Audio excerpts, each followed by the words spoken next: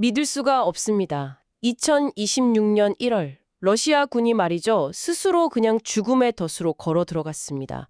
이 눈보라를 기회로 삼으려고 했던 러시아의 대담한 공격이 이게 어떻게 이렇게 끔찍한 비극으로 끝났는지 그 충격적인 진실을 오늘 한번 파헤쳐 보겠습니다. 이야기만 들어도 정말 끔찍한데요.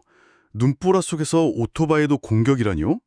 대체 무슨 일이 있었던 건지 좀 더 자세히 설명해 주시겠습니까? 네, 이 사건이 2026년 1월 6일에 벌어졌습니다. 우크라이나 동북부의 얀필이라는 아주 전략적인 요충지로 향하는 길에서 일어난 일인데요. 러시아는 이 매서운 눈보라, 그리고 거의 제로에 가까운 시야가 우크라이나의 감시 드론을 무력화시킬 거라고 판단했던 겁니다. 자연이 자신들의 편이 되어줄 거라는 아주 치명적인 착각을 한 거죠. 사실 러시아군 입장에서만 보면 일견 합리적인 판단처럼 보일 수도 있습니다. 실제로 혹독한 넬시는 많은 광학 장비의 성능을 떨어뜨리고 또 드론 비행 자체를 방해하니까요. 그렇죠. 하지만 문제는 그들이 방해와 완전한 무력화를 그냥 똑같이 봤다는 점입니다. 여기서부터 이 비극적인 작전의 첫 단추가 잘못 꿰어지기 시작한 겁니다. 바로 그 치명적인 착각을 바탕으로 러시아군이 기습작전에 나섭니다. 동원된 장비가 아주 특이해요. 바로 ATV, 즉 사륜 오토바이였습니다. 사륜 오토바이요? 네, 아마도 눈밭에서도 빠르게 기동할 수 있을 거라고 생각했던 모양입니다. 이 ATV에 돌격대를 태워서 눈보라를 뚫고 우크라이나 방어선을 돌파하겠다. 이런 대담하지만 동시에 무모한 계획이었죠. 그 ATV를 선택한 것 자체가 여러 가지를 좀 시사하는 것 같습니다. 일부 분석가들은 이게 단순히 기동성만 고려한 선택이 아니라 더 적합한 장갑차나 병력 수송차가 부대에 부족했을 가능성을 제기하기도 하거든요. 아, 그럴 수 있겠네요. 네, 즉 작전의 시작부터 보급과 장비의 한계라는 문제를 안고 있었을 수 있다는 거죠. 정말 중요한 지적이네요. 어쨌든 이 러시아 돌격대가 얀필로 향하는 도로 위로 모습을 드러냈을 때 그들의 기대와는 달리 누군가가 그들을 똑똑히 지켜보고 있었습니다. 누군가요? 바로 우크라이나의 정예 드론 부대, 시그넘 대대였습니다. 시그넘 부대. 여기서 등장하는 이 시그넘 부대에 대해서는 조금 더 짚고 넘어갈 필요가 있습니다. 네. 이들은 우크라이나 제93 기계화 여단 소속으로 알려져 있는데요. 전쟁 초기부터 상업용 드론을 개조해서 정찰과 공격에 활용하는 전술을 사실상 개척해온 선구자 같은 존재들입니다. 그렇군요. 단순히 값비싼 장비를 운영하는 부대가 아니라 수년간의 실전 데이터를 통해서 자신들만의 교리를 만들고 노하우를 축적한 조직이라는 점이 핵심입니다. 바로 그 베테랑들이 러시아 돌격대 움직임을 포착한 겁니다. 공개된 영상을 보면 우크라이나군의 대응이 정말 놀라울 정도로 침착하고 체계적이에요. 네, 혼란스러운 기색이 전혀 없죠. 네, 전혀 없습니다. 마치 잘 짜인 각본처럼 모든 것이 진행됩니다. 영상을 분석한 전문가들에 따르면 이건 단순한 드론 공격이 아니었습니다. 일종의 헌터 킬러 시스템이 작동한 것으로 보입니다. 헌터 킬러요? 네, 한 대의 드론은 비교적 높은 고도에서 전체 전장 상황을 파악하면서 실시간으로 정보를 지휘부에 전달하고 동시에 공격 목표를 지정합니다. 그러면 그 정보를 받은 다른 FPV, 그러니까 1인칭 시점 공격 드론들이 저공으로 빠르게 침투해서 지정된 목표물을 정밀 타격하는 방식이죠. 아, 그러니까 정찰 드론이 사냥꾼처럼 목표를 찾아내면 공격 드론이 암살자처럼 제거하는 거군요. 바로 그렇습니다. 이런 유기적인 협력 체계와 정밀한 역할 분담이 바로 우크라이나군이 보여주는 현대전의 강점입니다. 그렇군요. 각기 다른 능력을 가진 자산들을 네트워크로 연계해서 그 효과를 극대화하는 거죠.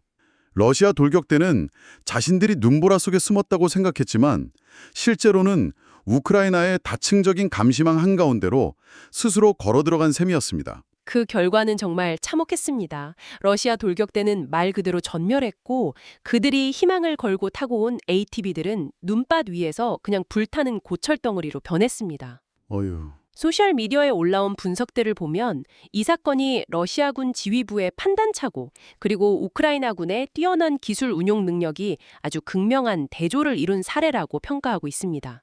이 처참한 결과를 보고 있으면 자연스럽게 한 가지 의문이 생깁니다. 도대체 양필이라는 곳이 뭐길래 러시아는 이렇게까지 반복해서 병사들을 사지로 내몰고 있는 걸까요? 아, 그게 아주 핵심적인 질문입니다. 지도상에서 보면 얀필은 도네츠크주 북부에 위치한 그냥 작은 마을에 불과합니다. 네. 하지만 군사 전략적인 관점에서 보면 그 가치가 완전히 달라집니다. 이곳은 인근의 중요한 도시인 슬로비안스크와 크라마토르스크로 이어지는 핵심 보급로 또 수송로를 통제하는 전략적 요충지이기 때문입니다. 아, 그러니까 교통의 중심지, 길목을 딱 차지하고 있는 셈이군요. 맞습니다. 더 넓게 보면 이 지역은 오스킬강 동쪽 교두보를 확보하려는 러시아군과 이를 저지하려는 우크라이나군 사이에 힘겨루기가 지금 몇 달째 계속되는 곳이거든요. 그렇군요. 따라서 얀필에서의 작은 전술적 성공이라도 러시아 입장에서는 대내 외적으로 선전할 수 있는 아주 좋은 소재가 됩니다. 때로는 이런 정치적 목적이 군사적 합리성을 압도하는 상황이 발생하는데 이번 무리한 공격도 그런 맥락에서 해석해 볼 수 있습니다. 실제로 러시아의 얀필 공략 실패는 이번이 처음이 아니라는 점이 그 사실을 뒷받침합니다.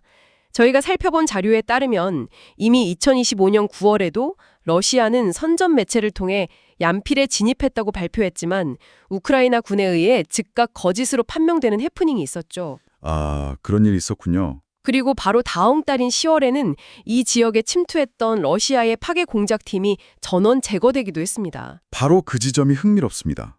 실패로부터 배우지 못하고 있다는 인상을 아주 강하게 주죠. 네. 9월에 거짓 선전, 10월에 공작팀 침투 실패, 그리고 이번 1월에 ATB 돌격 전멸까지. 일부 분석가들은 이것이 단순히 현장 지휘관의 전술적 무능 문제만이 아닐 수 있다고 지적합니다. 그럼 뭐죠?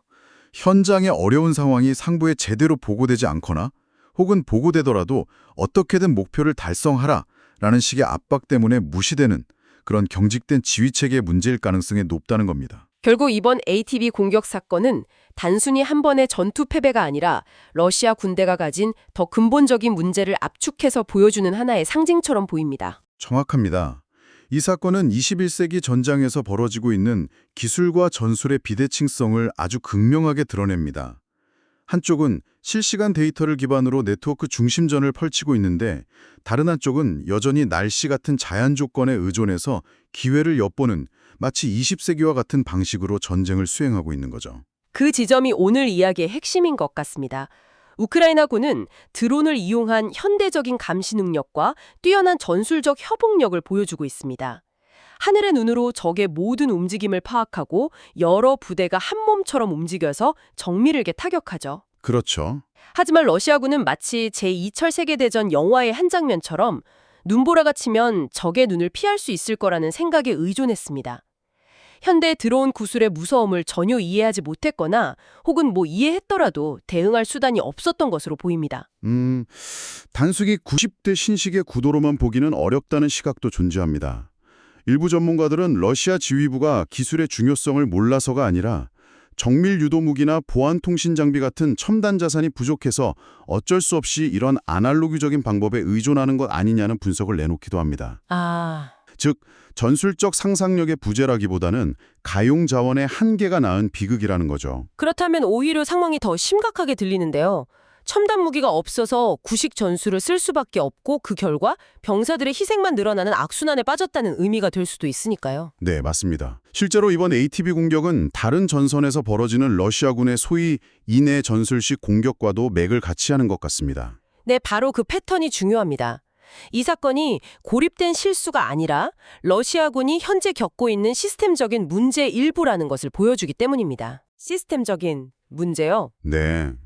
과거 전쟁에서는 제공권을 장악하는 쪽이 절대적으로 유리했습니다. 하지만 지금 우크라이나 전쟁에서는 전통적인 제공권과는 다른 개념이 등장하고 있습니다. 다른 개념이라면요? 바로 저고도에서 드론이 만들어내는 감시와 타격의 거품이죠. 감시와 타격의 거품. 이 거품을 누가 장악하느냐가 지상전의 승패를 가르는 핵심 변수가 되었습니다. 정말 새로운 개념이네요. 우크라이나는 이 새로운 전장 환경에 매우 빠르게 적응하면서 자신들만의 비대칭 전력을 구축했습니다. 반면 러시아는 여전히 전통적인 포병과 기갑부대 중심의 대규모 작전이라는 사고의 틀에서 완전히 벗어나지 못하고 있는 모습입니다. 그 거대한 인식의 간극이 바로 얀필로 향하는 도로 위에 흩어진 불타버린 ATB 잔해들로 나타난 것이라고 분석할 수 있습니다. 그것은 단순한 패전의 증거가 아니라 변화하는 전쟁의 양상에 적응하지 못한 군대의 비극적인 기념비처럼 보이네요. 맞습니다. 2026년에 시작되었지만 러시아가 공격하고 우크라이나가 성공적으로 방어하는 패턴은 변하지 않고 있습니다. 자, 오늘 저희는 얀필에서 벌어진 러시아의 이 처참한 실패를 통해서 몇 가지 중요한 사실들을 좀 짚어봤습니다. 이 사건은 단순한 전투의 패배가 아니라 현대전의 흐름을 읽지 못하는 군대가 어떤 대가를 치르게 되는지를 상징적으로 보여주고 있습니다. 네, 기술의 발전이 전쟁의 양상을 얼마나 근본적으로 바꾸고 있는지를 확인할 수 있었죠. 동시에 우리가 분석하는 이런 기술과 전술의 이면에는 언제나 수많은 사람들의 희생이라는 비극이 존재한다는 사실도 잊어서는 안 될 겁니다. 그렇죠. 이기는 쪽도 지는 쪽도 너무나 많은 것을 잃고 있습니다. 오늘 저희의 분석은 여기까지입니다. 마지막으로 여러분께서 한번 생각해볼 질문을 던져보며 마무리할까 합니다. 이처럼 기술적 열세를 인력과 구식 장비로 계속 메우려는 시도가 반복된다면 이 전쟁의 장기적인 소모전은 양측의 군사적 역량뿐만 아니라 사회 전체의 회복 탄력성에 어떤 영향을 미치게 될까요? 그리고 기술이 전쟁의 승패를 결정짓는 핵심 요소가 된 이 시대에 우리가 전통적으로 생각해왔던 국력의 정의 자체를 다시 생각해봐야 하는 건 아닐까요? 오늘 저희 이야기가 도움이 되셨다면 좋아요 한 번씩 눌러주시면 큰 힘이 됩니다. 주변의 군사나 정치, 시사에 관심 많은 가족이나 지인분들께 이 영상을 공유해 주시는 것도 저희에겐 큰 응원입니다. 앞으로도 러시아, 우크라이나 전쟁에 대한 깊이 있는 분석을 계속해서 보고 싶으시다면 저희 채널 전쟁 시사를 구독해 주십시오. 더 유익한 내용으로 찾아뵙겠습니다. 감사합니다.